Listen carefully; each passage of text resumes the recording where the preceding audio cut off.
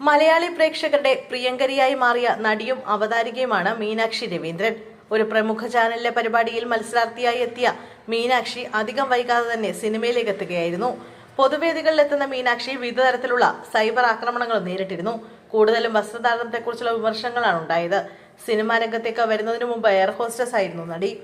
അഭിനയമോഹം വന്നതോടെ ഈ ജോലി രാജിവെക്കുകയായിരുന്നു മീനാക്ഷി. തന്റെ എയർ ഹോസ്റ്റസ് ജോലിയെക്കുറിച്ചുള്ള ഓർമ്മകൾ പങ്കുവെച്ചുകൊണ്ട് നടി മീനാക്ഷി രവീന്ദ്രൻ പുതിയ അഭിമുഖത്തിൽ പറഞ്ഞ വാക്കുകളാണ് ഇപ്പോൾ ശ്രദ്ധ നേടുന്നത്.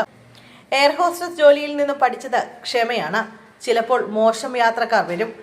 1-2 തവണ ഞാൻ പ്രതികരിച്ചിട്ടുണ്ട്. ഒരാൾ കാണിച്ചത് സേഫ്റ്റി ലാപ്സ് ആയിരുന്നു. അത് സഹിക്കാൻ പറ്റാത്തതുകൊണ്ട് കുറച്ച് കർക്കശമായി സംസാരിക്കേണ്ടി വന്നു.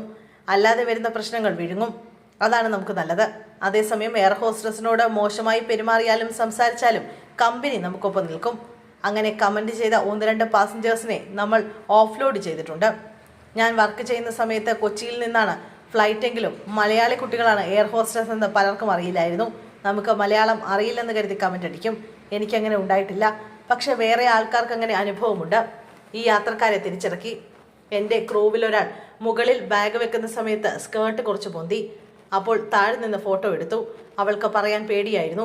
അപ്പോൾ ഞാൻ പോയി സാർ എടുത്ത ഫോട്ടോ ഡിലീറ്റ് ചെയ്യണമെന്ന് പറഞ്ഞു. പുള്ളി ഡിലീറ്റ് ചെയ്തു. അത് പിന്നിലേക്കാണ് പോയത്. അവിടെ നിന്നും ഡിലീറ്റ് ചെയ്തു.